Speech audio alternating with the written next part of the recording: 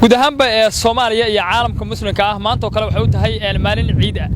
isla markaasina dadku waxay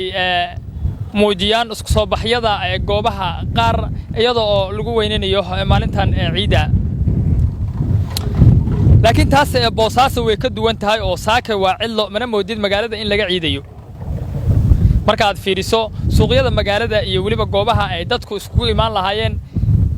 waxaad arkaysaa in ay sadadba joogin oo magaaladu ay firaaqo tahay isla markaasina aanba laga ciiday sababta arrintan keentay ayaa lagu sheegay magaaladu in laga xagaabax dadkuna ay tageen magaalooyinka u dhow sida gobolka Karkaar Nugaal deegaanada ku xeeran